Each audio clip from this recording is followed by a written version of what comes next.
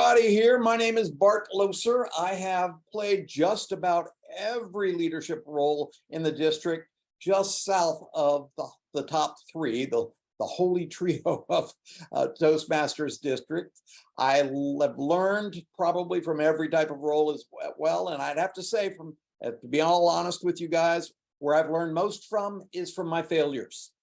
Failure is not a bad thing. It's actually a great thing as long as you learn from it.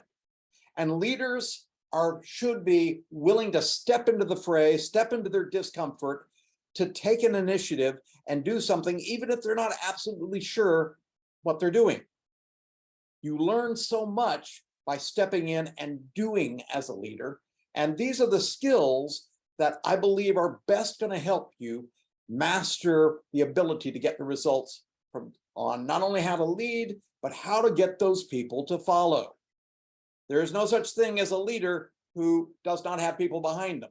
If you don't have people behind you when you're leading, you're just out taking a walk. You're not leading.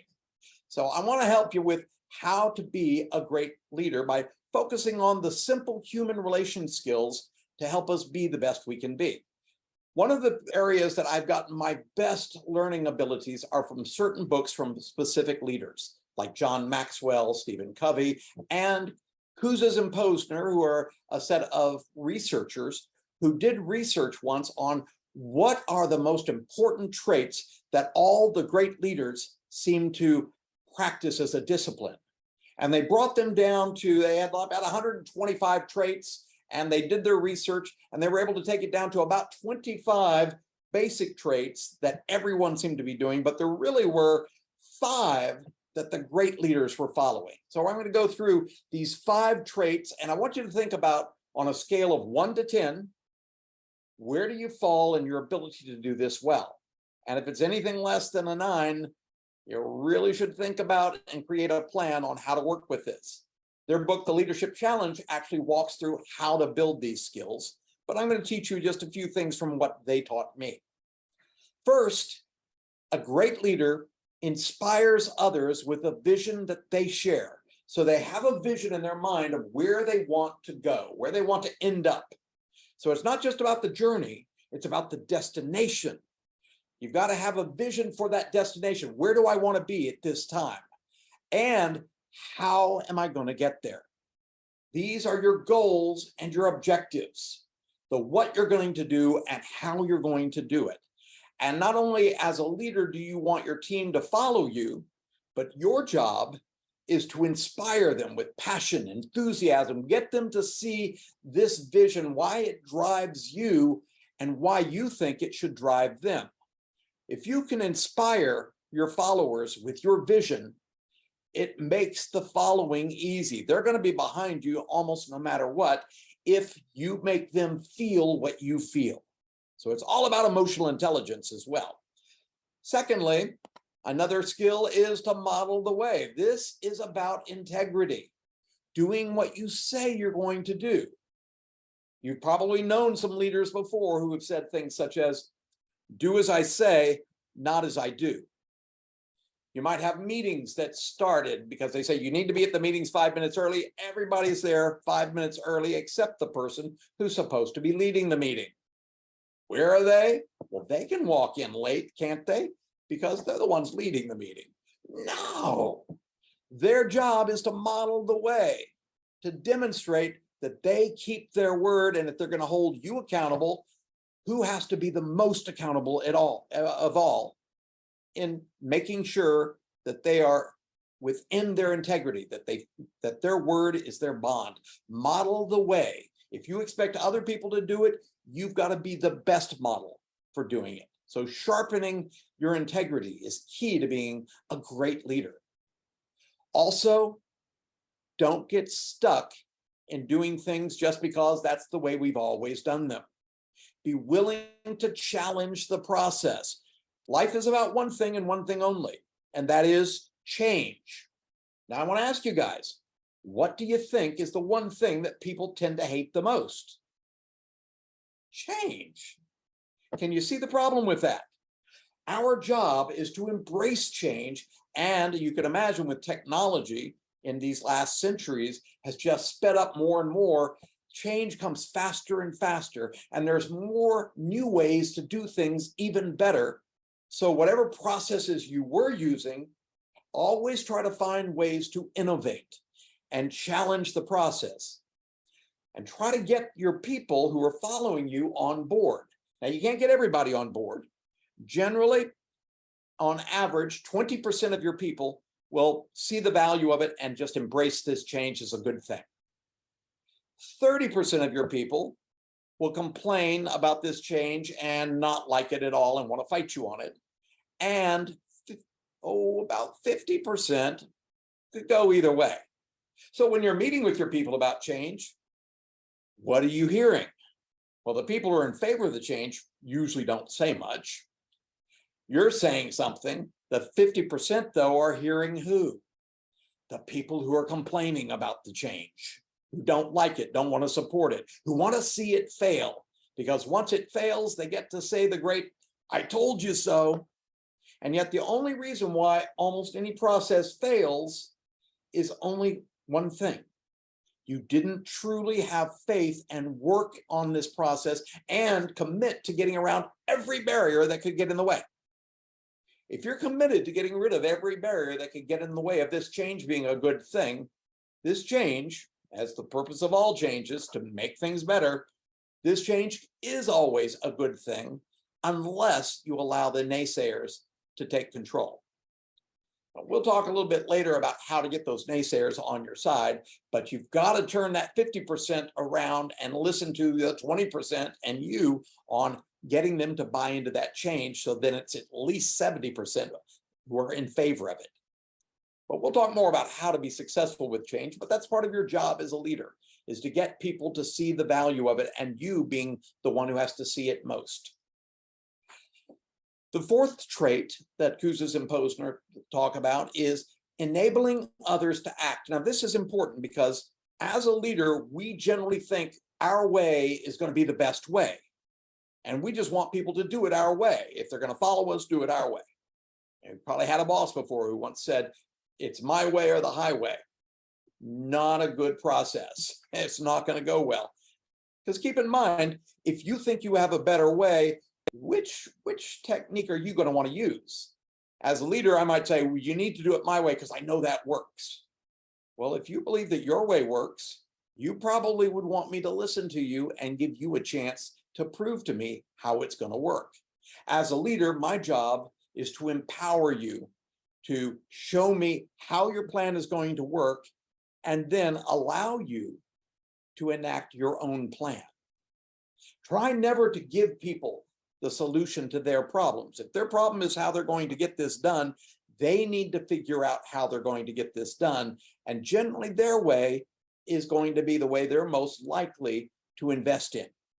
So as long as they have a good plan and they show you how that plan is going to work, you could trust them and empower them to let them do it their way. As a leader, that is a wise way to look at it if you want results. And lastly, as a leader, encourage the heart. Demonstrate to people how much you value them, how much you care. One of our presidents, Teddy Roosevelt, once said this very famous statement, "People don't care how much you know until they know how much you care." So if you want people to care how you see it, you must be the one to care first, to demonstrate you care how they see it first. So recognize the efforts that they're making. Recognize what they bring to the table, the excellence that they do. Praise people. Make them feel valued for being on your team. You will build no greater loyalty than from that action. When people feel valued, they give that much more. So our job is to encourage and praise people and recognize their efforts and make them feel proud of the efforts they're doing on our team. These are the 5 main traits from Kouzes and Posner's perspective. Another great trainer and author is John Maxwell. Most of you are probably familiar with Maxwell. And he came up with a famous book where he identified 21 qualities that are indispensable for leaders. And I'll point out a couple of the basics that he said were important that you should work on. Number 1, your character. If you should be who you say you are, because if people find out you're not who you say you are, they're not going to follow you. So a leader demonstrates great character. They think about what is important to them, what values are important, and they live their values. And if for whatever reason you might intend to live your values, but something got in the way and you ended up not being in your integrity at that time and you get called out, you can fix this character flaw by noticing the mistake, owning the fact you made this choice that didn't work well, and fixing it, getting back in line with who you say you are. Secondly, charisma. Having that energy, using that vocal variety, putting passion and emotion into what you're saying and getting people to hear and feel what you want them to feel, to be excited about where you want them to go. That is charisma. And anyone can learn charisma.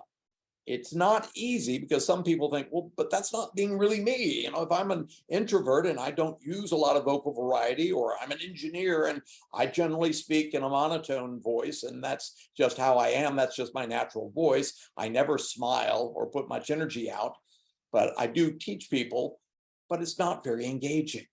So softening your voice, pushing more air across your vocal cords. I call this the library voice, where you soften your voice, but you put energy into something. You say, I want you guys to think about going here because it's important.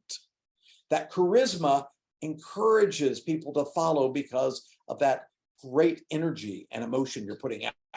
And anyone can learn that. And it's not being fake. Yes, it is acting, but it's a way of presenting how you see things and what you're going for in a way that makes people want to follow. People will follow charismatic leaders. Another thing, commitment is so important. Being committed to where you're going, because there will always be barriers that will show up in your path to you achieving the goals that you think would be great to have. Barriers will always get in the way. Your job is to stay committed and find ways around those barriers. And if you can find a way around every single barrier to the goals you have, you are guaranteed to succeed with those goals. But you have to be truly committed. Believe in what you're doing and be willing to work at it and not quit. Commitment is the key to success. Another key to success in getting people to follow you is communication. One thing you may want to write down is the fact that all communication is assumption, which means you may think you understand somebody. You may think that when you're talking to somebody, you were clear. You may have even asked them, do you understand? And they said, yeah. Is that true, or is that an assumption on both parts? Both for the person who was communicating and to the person who was listening. They both think they understood, but how many of us never find out until way too late that what they thought they understood was not actually what you meant? That what you saw was what you saw, but it wasn't really what happened. So the only way you can communicate effectively is you have to know that your communication got across to the other person in the way you intended in your own mind.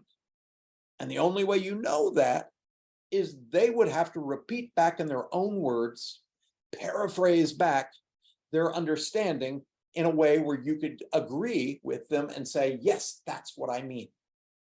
And it still may not be 100%, but there you can be pretty sure you were clear at that point. This is one thing you can do with using emails, is you could actually write down, so this was your understanding of what we agreed to, and you send that in an email so that when they come back another week or so later and say, I don't remember saying that or committing that to you. And it's like, you could show them the email. But the email is merely to reiterate what we communicated and what you reiterated back to me vocally in the fact that we were able to agree.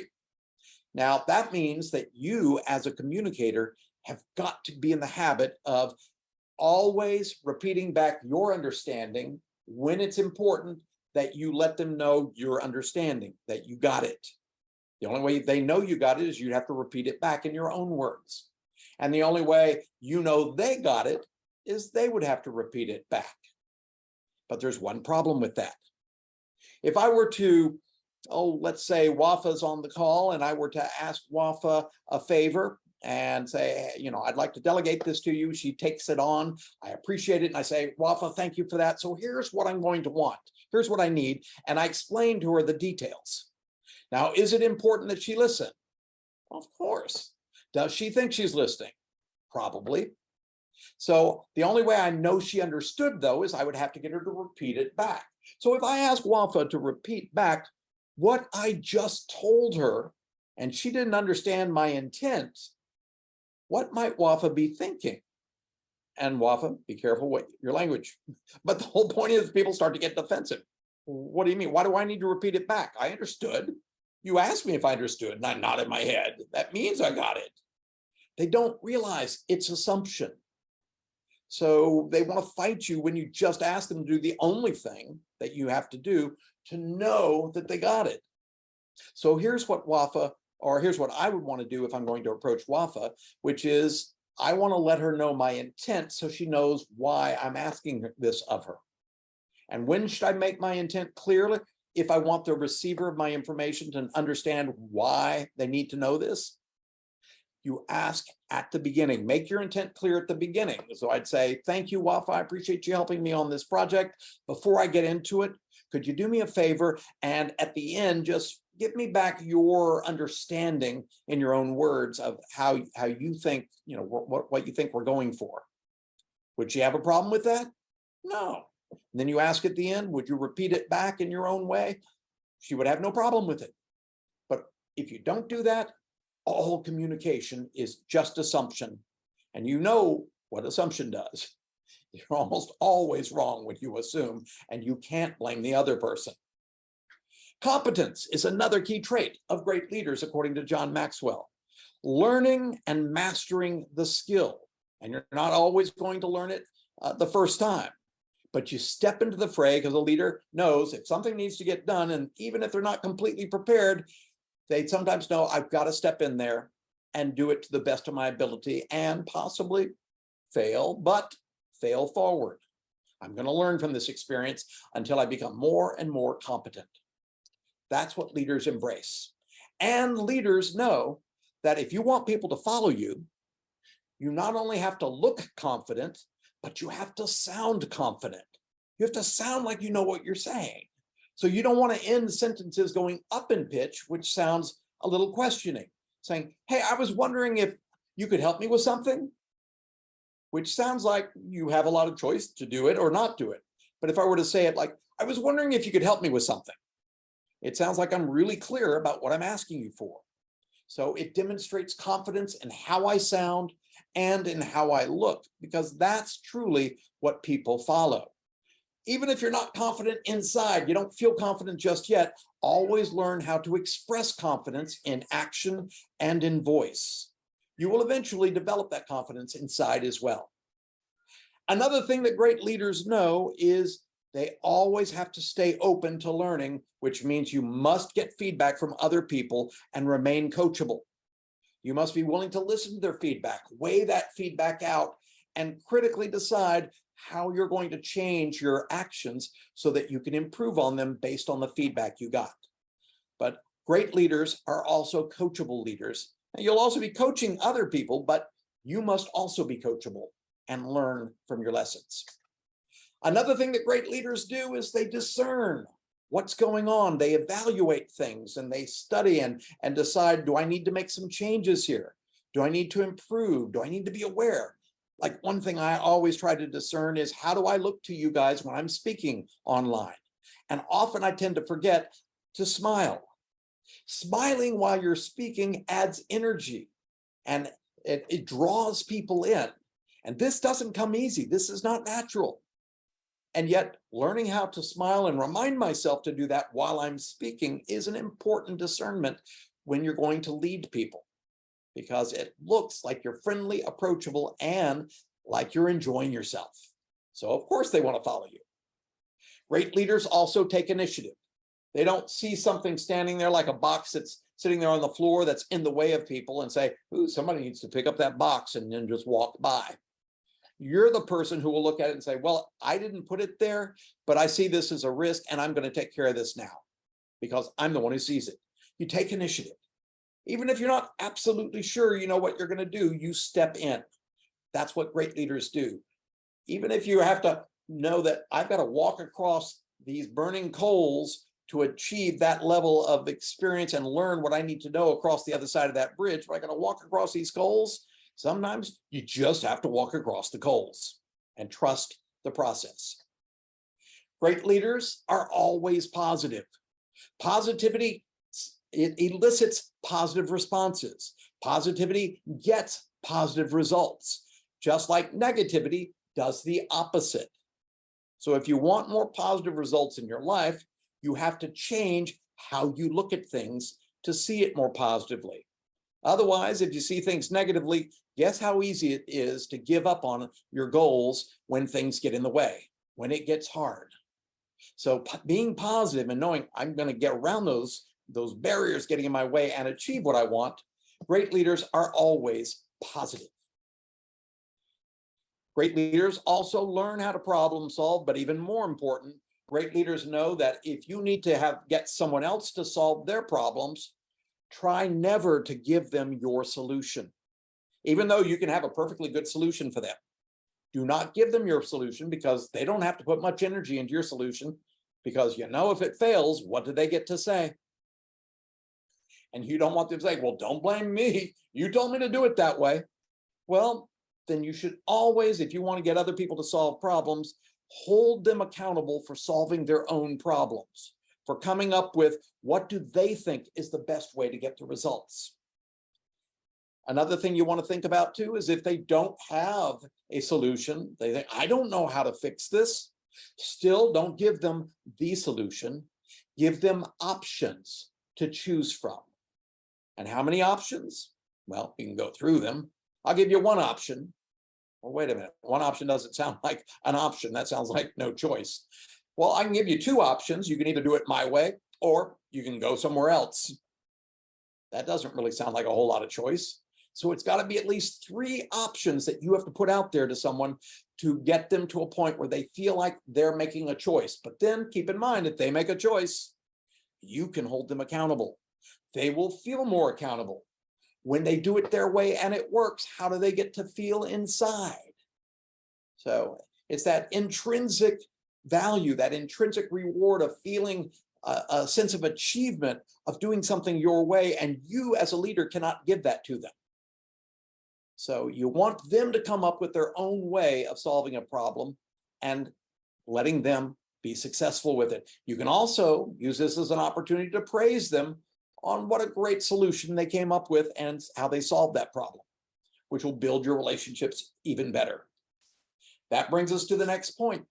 John Maxwell says relationships are key if you're going to be a great leader. You've got to have close relationships, and you try never try to burn a bridge. So if you ever want to decide, should I do this or should I not? Ask yourself the question, would it burn a bridge if I say that or do that? If so, I'd say find another way. Find a way to get the results you need without burning a bridge. You almost never have to destroy a relationship. But if you find you've damaged a relationship for one reason or another, you might want to, as a leader, seek to fix that.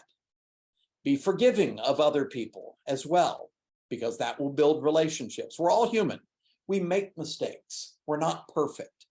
But our goal as a leader is to learn to master these skills, to build those relationships and to become more competent. Another is be responsible. Take initiative. Be the one who's willing to be the first person to raise your hand, even if you're not sure of the answer. You know, if someone says, well, who would take over, or who can do this? Who's willing to step up next year as an officer for our club? Well, I don't really have a lot of experience. Are you willing to step into the fray and be coached? Yeah, that's the mark of a great leader. They take responsibility, because it's no one in particular's responsibility to make our club successful. It is everyone's responsibility. But leaders step up even when no one else will. They take that responsibility. And great leaders have vision. They They think about and envision what they want, and they get people, just like in the previous book of Kouzes and Posner's book, The Leadership Challenge. You share your vision with others and you inspire them with a vision that makes them want to follow. So this is some of John Maxwell's indispensable qualities of a leader that are, again, skills that you can measure yourself on a scale of 1 to 10. How strong am I in this area versus this area? And if there are any of these areas that you're not as strong as you would like to be, that's your next project to begin working on. Build these skills. Keep in mind that great leaders take 100% responsibility. They own the situation. When something needs to be done, they're willing to step up and be that person to do it.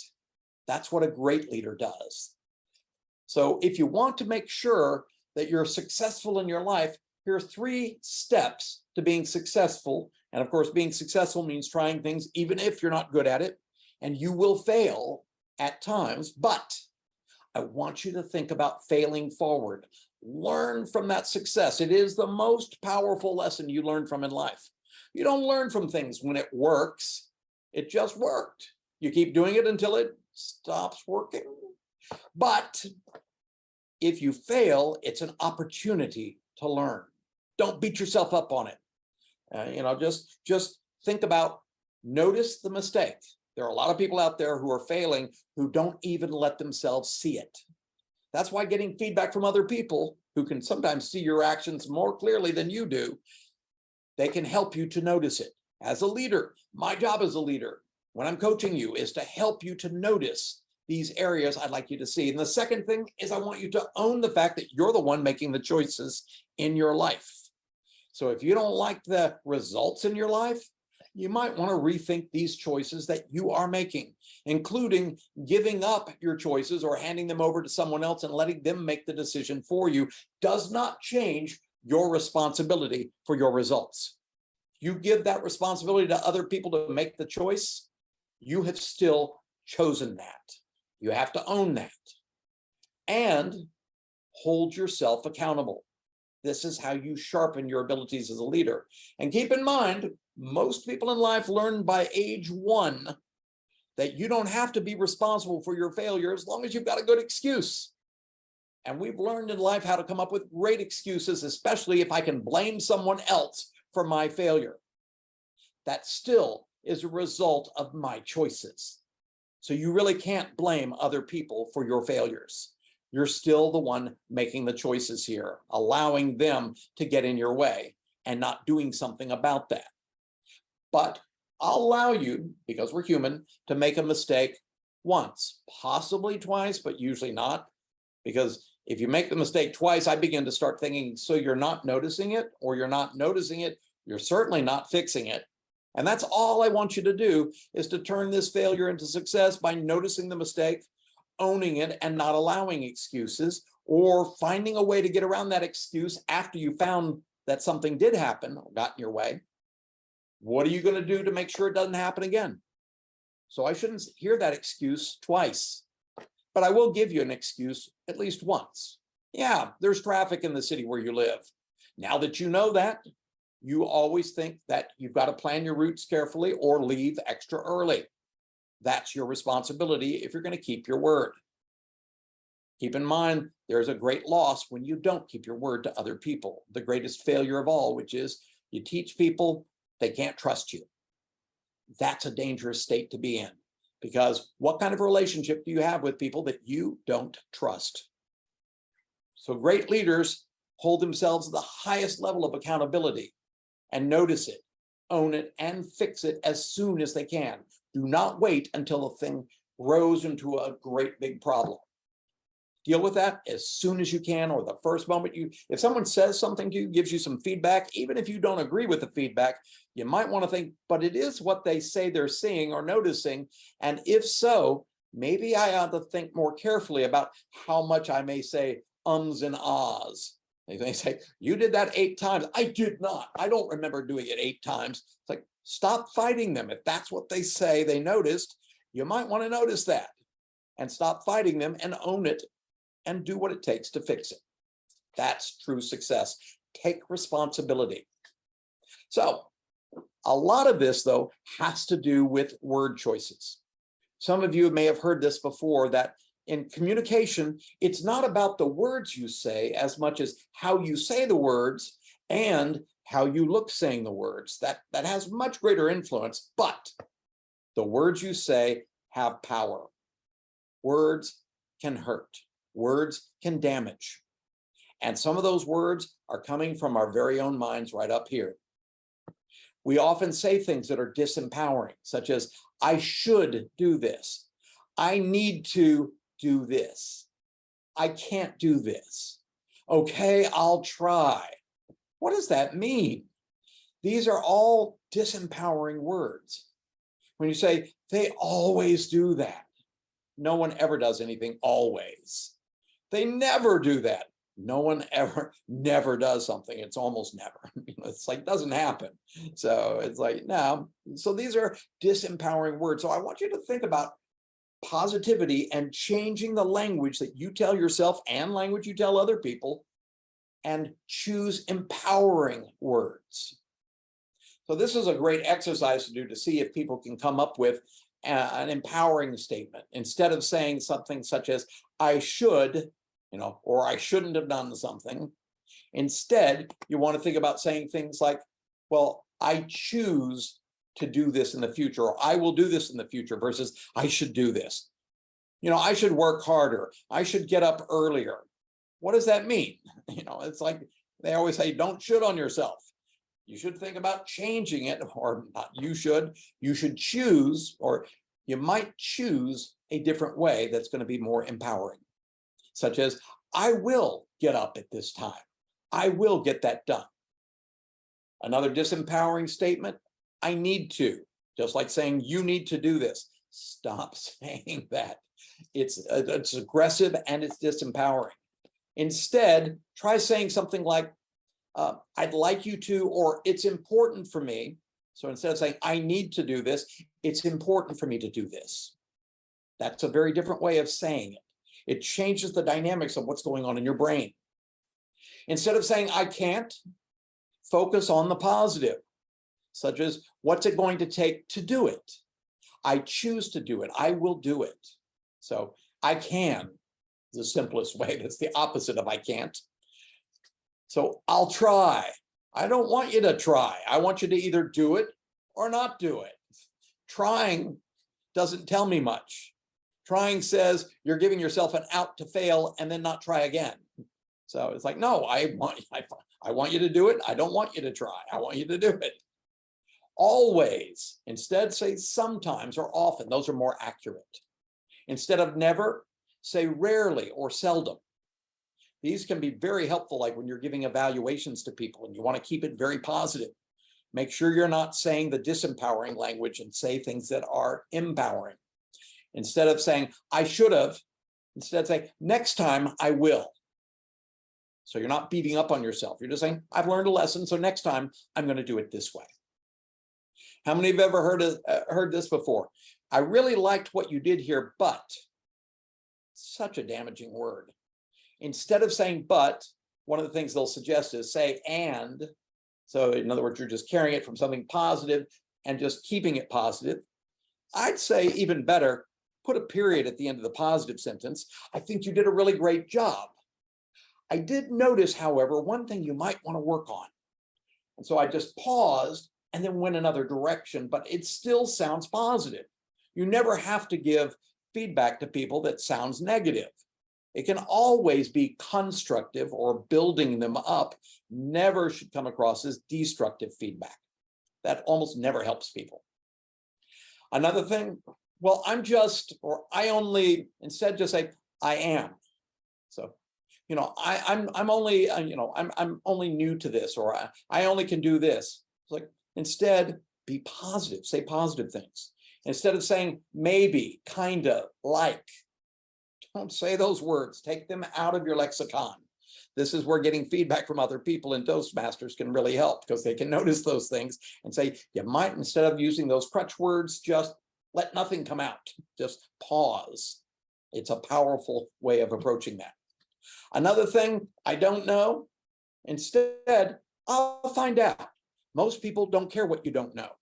So if they ask you something and you don't know, say, let me find out. They love that.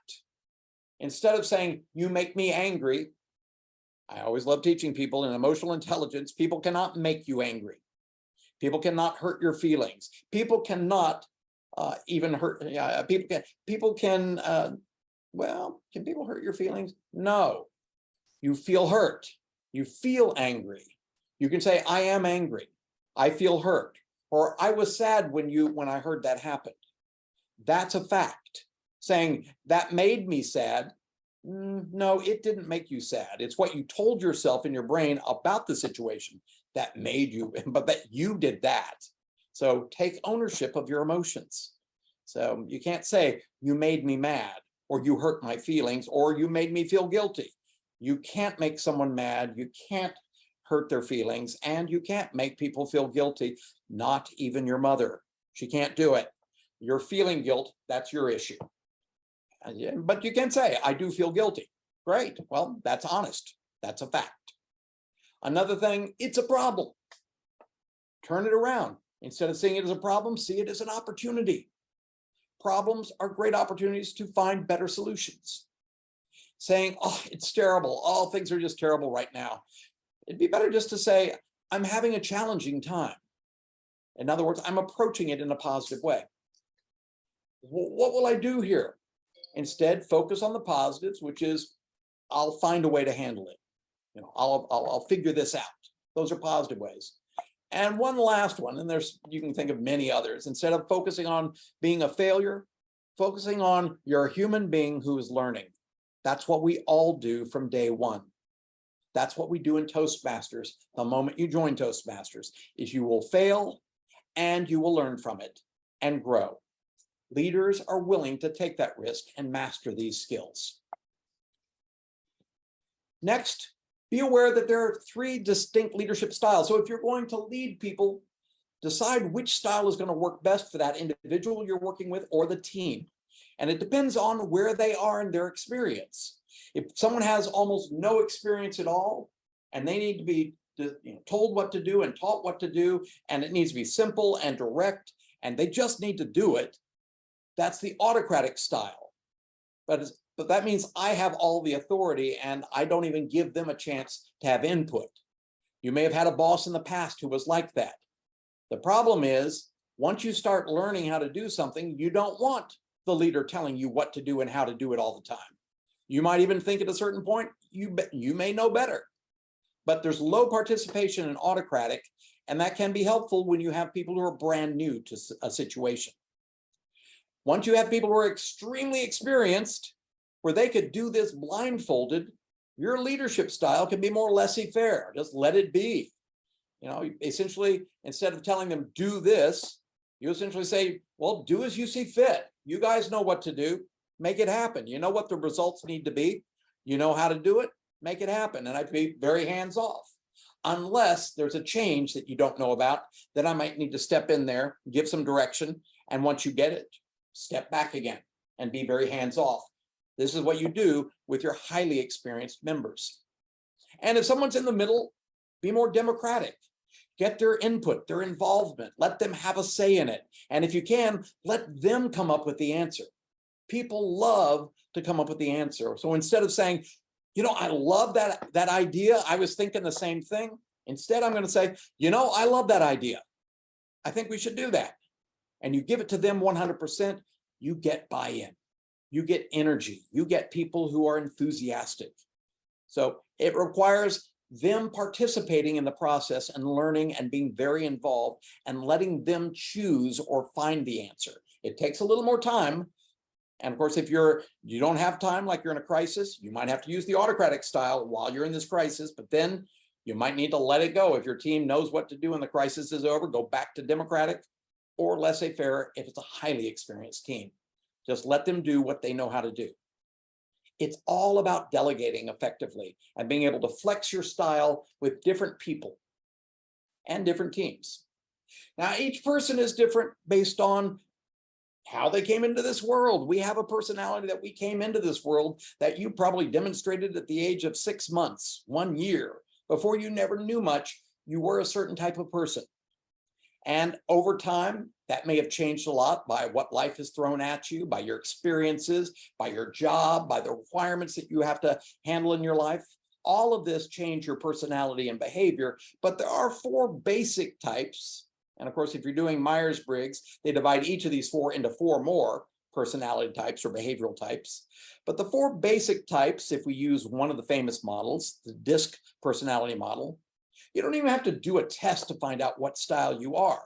I could just ask you, are you a people person or are you a task person? People persons, generally they're extroverted. They get energized by being around people and love to work around people. They hate it. COVID just really destroyed them because they couldn't be around people, which they loved. Task people were absolutely thrilled about COVID. They get left alone to get done what needs to be done, and people just get in the way. They tend to be introverts where, people just drain me. Now, that doesn't mean they can't be friendly, open, and energetic. It just means it takes a lot of work for them to do it, and it's very draining. Whereas people persons, extroverts, it comes easy to them. And you may be somewhere along that spectrum. But depending on that one, you're either more task or more people-oriented. That then breaks down to 2 specific types on that side. Then to know which one you are, I'm going to find out, are you a really high-energy A type that's very outgoing, who loves change, who embraces things, loves things at a fast pace, gets bored when things go too slow, especially people when they're too slow? And then there's the opposite of that. Are you the B type? You like to take it easy. You want to make sure you get it right. So you want a lot of detail. You want to really search things through to make sure you're making the right decisions. Very concerned about how people may perceive you. So that is that lower side. So that B type. So A type versus B type. And then it brings you down to 4 basic personality styles that based on, are you really outgoing and task oriented, or are you outgoing and people oriented? In other words, are you dominant or are you influential? Are you the type of person who likes to tell people what to do? Or are you the type of person who likes lots of input and is open to doing it many different ways? I will suggest the dominant person is not open to doing it most people's ways other than their self. Do it my way or the highway. Now, the ones on the lower half here, the B types, they can either be people persons on this side or task persons on this side. The people persons are the steady type. They just love to get along with people. They love to build relationships. They love one-on-one, really tight relationships. They love people and they want to be liked and they want to fit in. It's so important to them. And they will give you the clothes off their back if you're nice to them. They will do anything. They love people and they love to serve. The 4th type, the compliant type person, is not a people person at all. As a matter of fact, they probably don't have very strong people skills at all. They're all about getting the job done and being left alone. They're about finding the best way to do it, and they don't want to veer from that route because they've now found the best way. They're not going to change it. So learning about your personality type says a lot about the people that you may be in conflict with. That also says a lot about your style and what might be the right type of job or tasks for you. Obviously, the dominant person wants to be left alone and the compliant person wants to be left alone. But one is very direct and fast-paced, and the other is very indirect and wants to take their time and make sure they find the perfect answer. They tend to be perfectionists. The influential person is, they love to be the leader, but they don't necessarily make you see it their way. They persuade you to see it their way. They use those people skills they've got, and they learn to master those people skills. And the steady person, they want to fit in. They want to be nice. They want to be, the only thing they're scared about is speaking up and possibly being wrong. So they don't want to speak up unless they are absolutely sure it's the right answer. Once everybody else has said they want to do it, then they're going to say, oh yeah, I think that's a good idea, but they're not going to initiate it. So each one of these personality types are important on a team, but they all are important in different ways. And learning how to work together and deal with conflicts, conflict resolution, is very important. Learning people to be just who they are and say, well, perhaps they're doing this because it's just their style. So I'm not going to take it personally that they're not being very nice about it. So keep in mind the opposites, the influential people, compliant people, they just don't get each other. The dominant people and the steady people, they also don't get each other very well. So learning how to get along is important, but think about this. How many of you get into relationships with people who are the opposite style of you? Well, it does sort of complete the picture a bit more. It makes you more, they fill in where the areas you're not strong in, that's the areas they're strong in. So it actually is very typical for people to get into relationships with people who are the opposite of them, and it brings a dynamic that's actually helpful, even though they may be at each other's throats at times. So one of the last major skills that great leaders must master is delegation. The way you accomplish great things with limited resources is you find ways to get others to do parts or pieces or even the entire other job to make this happen. This is why organizations are all about these structures of who does what. And the people at the top delegate to the people down below them. The people down below them delegate to the people below them to make sure the jobs are getting done. But the people at the top are not doing the job of the people at the bottom, or shouldn't be. This is what leadership is truly all about, to get the best in people. This is one of the reasons why human beings are so successful as animals, because we've learned the art of building relationships and being able to delegate effectively to build a powerful culture of many, many different skills that by ourselves we probably couldn't survive. But together, we each do our part of something and we become a stronger whole. So let's look at what it takes to dynamically delegate, to get the results you want. Well, delegation is about entrusting responsibility to another person. That means it's going to take trust to be successful. You've got to be able to trust them.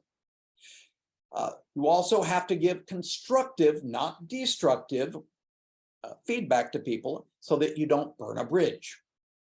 You want to make sure that the people that you're delegating to is done in a way that's fair and equitable, so some people don't feel they're having to take on too much and other people aren't taking on enough. Delegation is not dumping on other people. It's being very careful about how you're delegating and who you're delegating to. Another thing is, when you're delegating, you want to empower them to come up with their solution that's going to get the results you want. So you want to make sure that they come up with it, not you tell them how they need to do it, unless it's a situation where there is only black and white and there's only one way to do it. But there's not many situations that are exactly like that. So try to empower them to come up with a solution on how they're going to achieve the results that you've delegated to them. I want you to get this result. You figure out how you're going to do it. And if you don't know how to do it, I'm not going to tell you, but I will give you a couple options and see what you think could be the best way that would work for you. Essentially, you want to motivate them to put the best energies into it. So they're going to have to know the key to motivation is the answer to that one question, which is the WIIFM, the what's in it for me. The WIIFM has to be clear, so they have to get what's in it for them and be able to motivate them as you pass that baton to get them to do a great job. You want to make sure you're not micromanaging, and the temptation is to micromanage people when you want great results because of the fear that we can't trust. So we have to check in with them all the time, sometimes too much. How many of you have ever heard someone say, I perform better under strict micromanagement? Said no employee ever. So the whole point is that try to get them first to create a plan on how they're going to do it. And then, of course, I have to follow up to make sure I know that they're getting it done, because people will procrastinate. 75% of your people procrastinate, put off things until they don't have time to put it off anymore. It's a crisis, not a good way to handle it. So I need to make sure they're moving forward with their plan, but I don't want to micromanage. So I'm going to ask them what they think might be the best follow-up plan. So how often should I check in with you that would be enough that you think would keep us both up to date and keep you motivated? Have them come up with a plan, but their plan has to work for you too, because I can't trust if I don't think you have a good plan. And this could be with anyone in your life.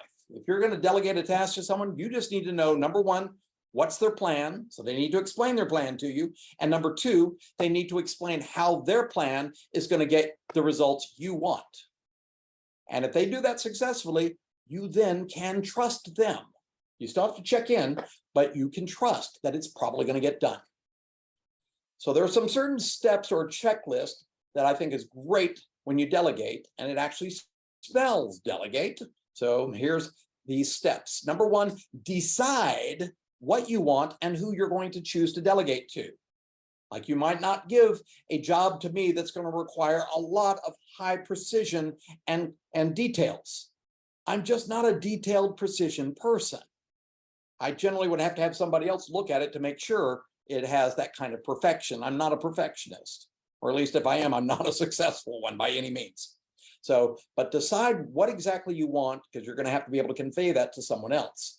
Then you have to elucidate or clarify the expectation or results that you're going to want when you delegate to that other person.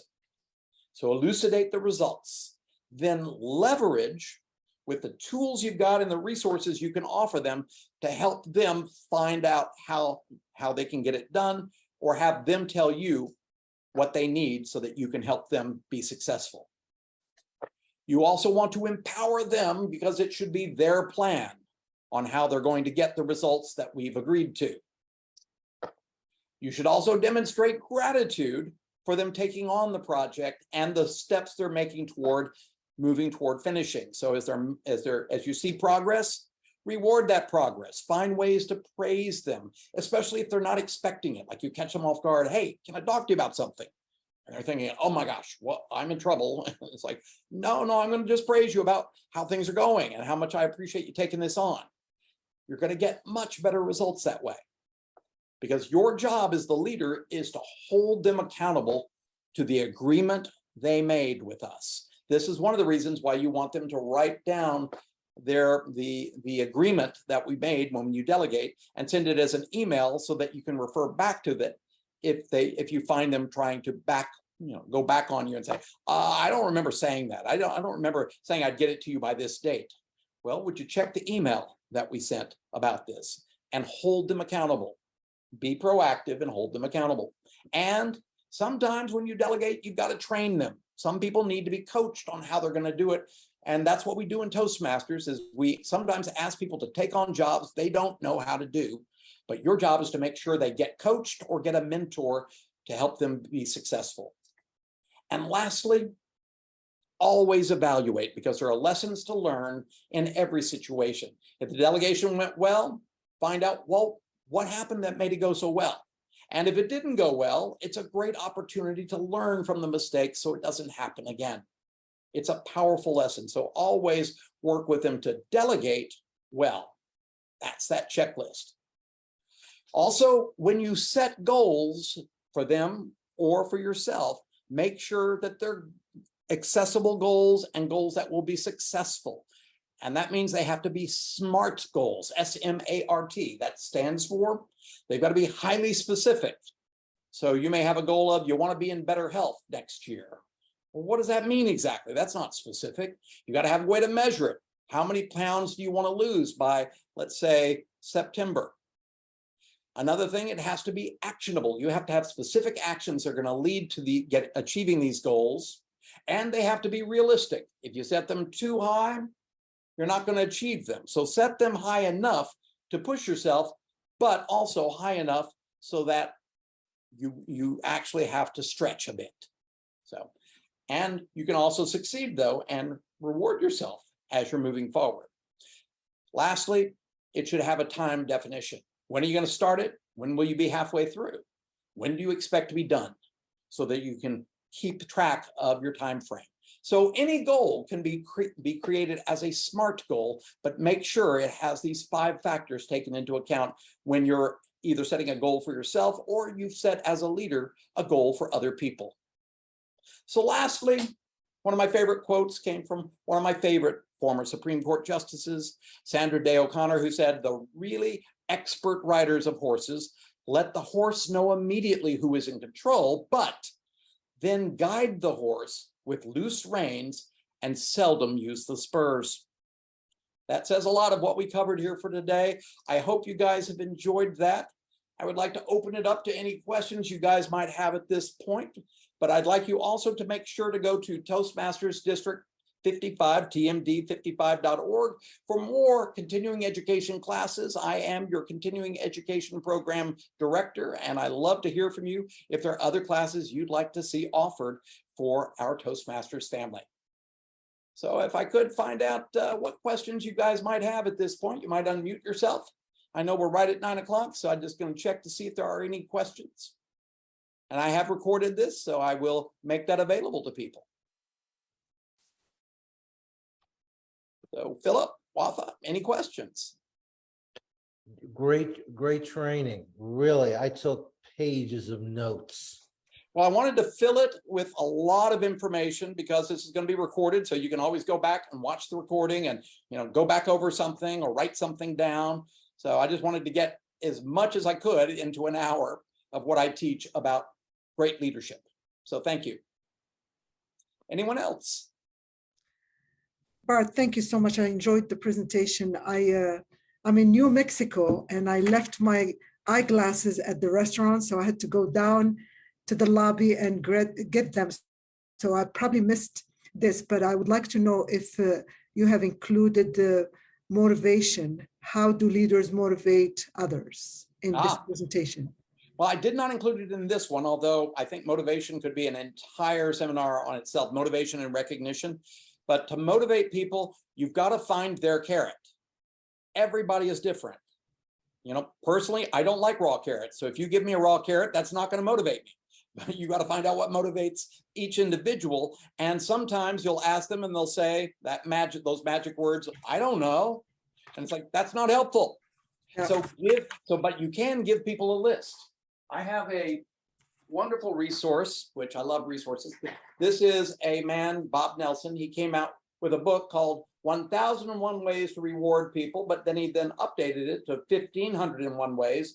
These are just lists of what he has found from other companies and other company and employee programs, what they do that works to motivate people. And it's just a list. You can give them let's say you give them a chapter of, here's 101 things that people love that don't cost me anything. Why don't you look at that list and tell me which of these you would love? It's the perfect approach on how you can find a motivation that also fits your budget. So you've got to, find out what works, and lots of different things work. Toastmasters has lots of, I'd say, products, that they brand that people love: pens, pencils, notebooks, all sorts of different things that they have that people say, I would work for, if you're going to give me that, if I do this project, I would do that. People love that, especially if they can choose. Give them a list of things that have somewhat equal value and say, well, which of these would you like most? And let them choose. They're going to pick the one that they value the most. So, and you all don't always know what they value the most, and you have to ask, and sometimes they won't tell you. So you have to sometimes guess, and I wouldn't say that's the best way to do it. But recognizing people, and the number one thing that works the most is this: praise people on something specific when they least expect it. So you see something that people did well, that a sign of excellence. You said, wow, I love they did this and I'd like to see more of it. So you just give them a little bit of time. And of course, when they do it, you say thank you, but of course they're going to expect it, so it doesn't have much power. You'd say, thank you, I appreciate that, Wafa, for helping me there. And then next day I call you up and I say, hey, Wafa, do you have a second? I wanted to talk about something. And she's like, yeah, what? Wondering what this is. I got her attention. So, and I say, hey, I just want to say, I really appreciate you stepping in at the last moment and helping me with this project. And now I'm going to tell you why that was a great thing. I'm going to encourage more of it in the future, and let me know if I can do anything to encourage that more in the future. And I just want to say how much I appreciate it. You take care. Have a great evening. I got to run. Bye. And I just leave you looking like this. What was that? You leave them in shock. I call it hit and run praise. Yeah, really. 30 seconds. I like that hit and run praise. Yeah. You hit them with praise and then you run away. So, and you can do that on the phone with someone, or you can do it in person, but you just catch them. Hey, I know you're busy. I just wanted to take a few seconds and just let you know, I really appreciate the fact that you did this particular thing. Like I'll do that with Desmond, who just stepped in at the last minute to be on the last panel. And so I say, hey, I know you do this so much for everybody, but I just want to let you know how much I truly appreciate your willingness and flexibility to just step in there and share your expertise. Not many people do that. And I always know I can count on you no matter what. And I just want to let you know how much I value that. So thanks. And then you leave. And suddenly he just feels all warm and gushy inside. And how long will he remember that, Wafa? Forever. Yes, it has an impact. They remember forever. They cannot say you don't appreciate me. Right. So hit and run praise is my #1 tool I use. And I did steal that from Bob Nelson. He calls it 1 minute praise. I said, doesn't have to, you can do it in 30 seconds. So if someone says, I don't have time to praise everyone on my team. Oh, you got 20 people on your team. That's 10 minutes out of your week. You can't find 10 minutes. So Bart, you were asking if there are topics that might be of interest. What I'm hearing from many districts is the disengagement of members. They are really having a challenge finding helpers or volunteers. So creative engagement, yeah. Right. So a topic of this sort would be very You'll remind me with a text, because I probably will forget. I'm running into another meeting just now, so that's all right. I'm not going to be able to write it down, but I love it. I'll see if I can do it. Did you say creative what? Creative engagement. Oh, creative engagement. There you go. Thank you. Great. My mind works too quickly for myself. All right. Thank you. Find creative ways to engage your people and keep them engaged. Right. You never let them, if someone's coming to a meeting and say, oh no, I just want to sit back and watch. Let me give you a simple role you could do that's not going to take much work. And that's what I do. So, but yeah, I can give you hundreds of ideas, but yeah, it's a fun brainstorming way coming up, and I'll plan it for December. Great. Thank you so much. Okay. Well, thank you, everyone. I appreciate it. And I will get this recording set aside for everyone, and we'll do something on motivation. Send me a note about that too. Hey, I need something that will, how do we better motivate people? And that can be part of the same workshop. Great. All right. Engagement. Yeah, we'll motivate you to do that, my friend. All right. Well, thank you guys. I appreciate it. Thank you. Bye. Bye-bye. Thank you so much.